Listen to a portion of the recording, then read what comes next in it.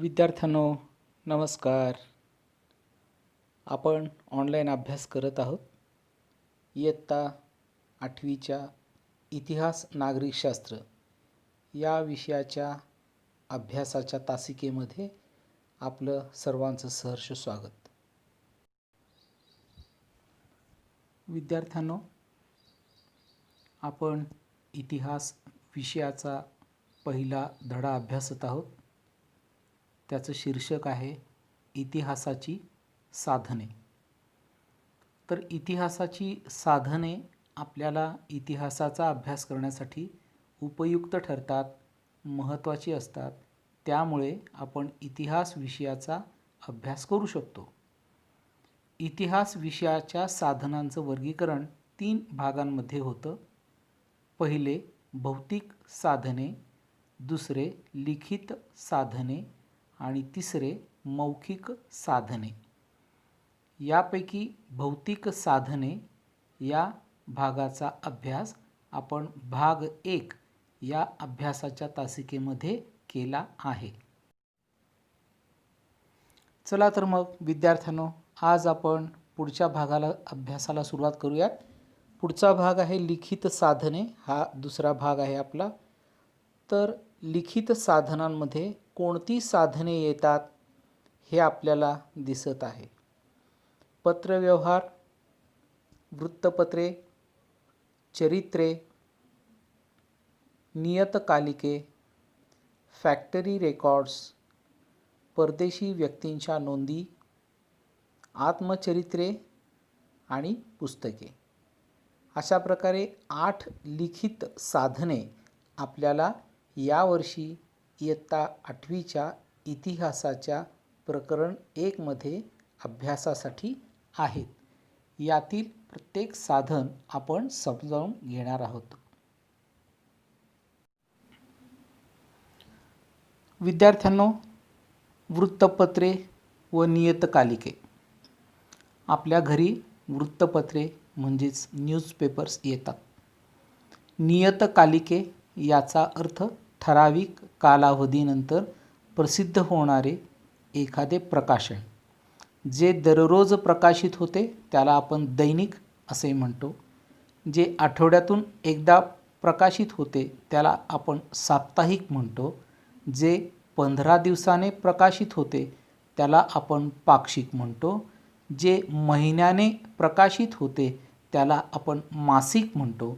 जे 1 वर्षाच्या कालावधीने प्रकाशित होते त्याला आपण वार्षिक म्हणतो. मग वार्षिक, द्वैवार्षिक, त्रैवार्षिक, पंचवार्षिक अशा प्रकारे नियतकालिके असू शकतात. आपण इथे वृत्तपत्रे व नियतकालिके हा जो भाग आपल्या अभ्यासाला आहे तो आपण समजून घेऊया. विद्यार्थ्यांनो, वृत्तपत्रांमधून आपणास समकालीन घटनांची माहिती मिळते. एखाद्या घटनेचे सखोल विश्लेषण आपल्याला वृत्तपत्रांमुळे समजते. वृत्तपत्रांमध्ये मान्यवरांची मतमतांतरे प्रसिद्ध झालेली असतात. त्यामुळे आपल्या ज्ञानाच्या कक्षा रुंदावतात. आपल्याला नवी नवी माहिती समजते. वृत्तपत्रांमध्ये संपादकीय किंवा अग्रलेख इत्यादी माहिती मिळते. त्यामुळे आपल्या अवतीभोवती, आपल्या समाजात, आपल्या राष्ट्रात किंवा जगामध्ये चालू असणाऱ्या, घडत असलेल्या किंवा घडून गेलेल्या, आपल्या सर्वांसाठी महत्त्वाच्या असलेल्या घटनांची माहिती अग्रलेखातून मिळते. त्याचप्रमाणे त्या काळातील राजकीय, सामाजिक, आर्थिक, सांस्कृतिक घडामोडींची माहितीसुद्धा आपल्याला वृत्तपत्रांमधून व नियतकालिकांमधून मिळते. स्वातंत्र्यपूर्व काळात विविध वृत्तपत्रे, त्यापैकी ज्ञानोदय, ज्ञानप्रकाश, केसरी, दीनबंधू, अमृत बझार पत्रिका इत्यादी वृत्तपत्रे त्यांनी महत्त्वाचे असे लोकजागृतीचे कार्य केलेले आहे. विद्यार्थ्यांनो, वृत्तपत्रांमधून आपणास समकालीन म्हणजे त्या काळातील विविध घटनांची माहिती मिळते. या वृत्तपत्रामुळे आपल्याला ब्रिटिशांचे भारतविषयक धोरण कसे होते, आणि या धोरणाचे भारतावर कोणते परिणाम झाले याचा अभ्यास करता येतो. आज वृत्तपत्रे आपल्याला जशी माहिती देतात तशीच स्वातंत्र्यपूर्व काळामध्ये सुद्धा जी वृत्तपत्रे अस्तित्वात आली त्यांनीसुद्धा अशाच प्रकारची भूमिका बजावलेली आहे. ब्रिटिश काळामध्ये जी वृत्तपत्रे अस्तित्वात आली, जी सुरू झाली, त्या वृत्तपत्रामधून केवळ राजकीयच नव्हे तर सामाजिक प्रबोधनाचे कार्यसुद्धा मोठ्या प्रमाणात चालू होते. स्त्री शिक्षण, विधवा पुनर्विवाह, समानता, मानवता या सर्व अंगांनी विचार करण्याचे, समाजामध्ये ज्ञान पसरविण्याचे कार्य वृत्तपत्रांनी केलेले होते.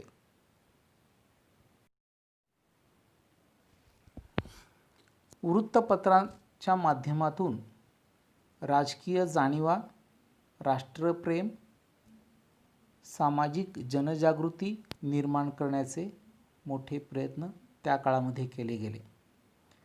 विष्णुशास्त्री चिपळूणकर यांनी निबंधमाला लिहिली, तर लोकहितवादी गोपाळ हरी देशमुख यांनी प्रभाकर हे नियतकालिक सुरू केले. प्रभाकरमधून त्यांनी शतपत्रे प्रसिद्ध केली. या लेखकांनी, समाजसेवकांनी, विचारवंतांनी विविध सामाजिक व सांस्कृतिक विषयावर भाष्य केले, ज्याचा परिणाम भारतीयांची मानसिकता सुदृढ होण्यामध्ये निश्चित झालेला आहे. विद्यार्थ्यांनो, आपल्या या प्रकरणामध्ये एक गुलाबी रंगाची चौकट आहे. तिचं शीर्षक आहे चला जाणून घेऊया. यामध्ये डॉक्टर बाबासाहेब आंबेडकर आणि वृत्तपत्रे याविषयी आपल्याला माहिती देण्यात आलेली आहे. डॉक्टर बाबासाहेब आंबेडकरांनी जानेवारी 1920 मध्ये मूकनायक हे पाक्षिक सुरू केले, परंतु पुढील महिन्यात त्यांना शिक्षणासाठी इंग्लंडला जावे लागले. त्यामुळे हे पत्र त्यांनी आपल्या सहकाऱ्याकडे सोपवले. डॉक्टर बाबासाहेब आंबेडकरांनी एप्रिल 1927 मध्ये बहिष्कृत भारत हे पत्र सुरू केले.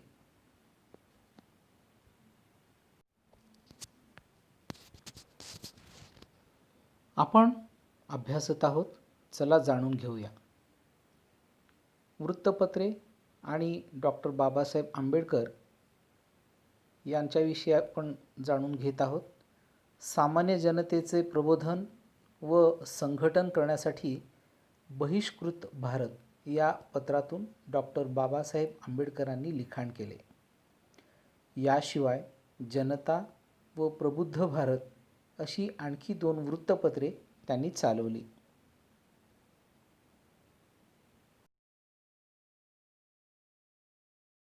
विद्यार्थ्यांनो, तुम्ही विविध नकाशे पाहिले असतील. एखाद्या गावी जाण्यासाठी आपल्याला नकाशा महत्त्वाचा ठरतो. नकाशे हे राजकीय, भौगोलिक, स्वाभाविक अशा विविध प्रकारचे असतात. नकाशे व आराखडे यांचा इतिहासाचे साधन म्हणून सुद्धा महत्त्वाचा भाग आहे. नकाशा हे इतिहासाचं महत्त्वाचं साधन मानलं जातं. शहरे किंवा एखाद्या ठिकाणाचे बदलत जाणारे स्वरूप आपणास या नकाशामुळे अभ्यासता येते. आपल्या शहराचा जुना नकाशा जर आपण मिळवला आणि अलीकडचा नकाशा म्हणजे साधारणपणे 50 वर्षापूर्वीचं आपलं शहर आणि 50 वर्षानंतरचं आपलं शहर, हे 2 नकाशे आपण समोर ठेवून जर तुलना केली तर आपल्याला हे लक्षात येईल की आपल्या शहरामध्ये कशा प्रकारे बदल होत गेलेला आहे. तर अशा प्रकारचे जे नकाशे आहेत त्या नकाशांमुळे आपल्याला इतिहास समजून घेता येतो. विद्यार्थ्यांनो, ब्रिटिश काळात सर्व्हे ऑफ इंडिया हा स्वतंत्र विभाग स्थापन झाला. या विभागाने भारताचे व भारतातील विविध प्रांतांचे सर्वेक्षण करून नकाशे तयार केले. या नकाशांचा उपयोग आपल्याला आपल्या देशाची भौगोलिक, राजकीय, रचना समजून घेण्यासाठी निश्चित झाला. आजही अभ्यासण्यासाठी आपल्याला हे नकाशे उपलब्ध आहेत आणि याचा अभ्यास करण्यासाठी आपल्याला फायदा होतो. विद्यार्थ्यांनो, नकाशा आणि आराखडा ही इतिहासाची महत्त्वाची असणारी साधने. नकाशांचा साधन म्हणून कशा प्रकारे उपयोग होतो हे आपण पाहिले. त्याच प्रकारे विविध आराखडे, ज्याला डिझाईन्स आपलं म्हणता येईल, या आराखड्यांचा उपयोगसुद्धा आपल्याला इतिहासाचे साधन म्हणून करता येतो. नकाशाप्रमाणेच वास्तुविशारदांनी तयार केलेले आराखडे स्थापत्यशास्त्राच्या विकासाचे टप्पे समजून घेण्यासाठी महत्त्वाचे ठरतात. वास्तुविशारद म्हणजे बांधकाम करणारे तज्ज्ञ, ज्यांना आपण सिव्हिल इंजिनियर्स, आर्किटेक्चर्स अशा नावाने अलीकडे ओळखतो.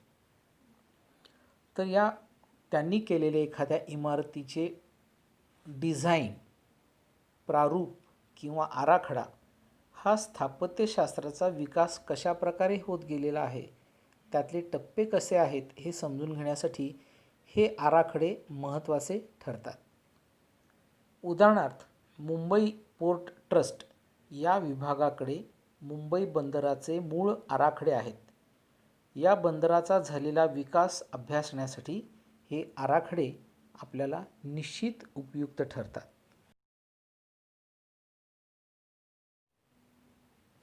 तर विद्यार्थी मित्रांनो, इतिहासाच्या साधनांमधील लिखित साधने हा भाग आपण अभ्यासला आहे. पहिल्या भागात भौतिक साधने हा भाग आपण अभ्यासला.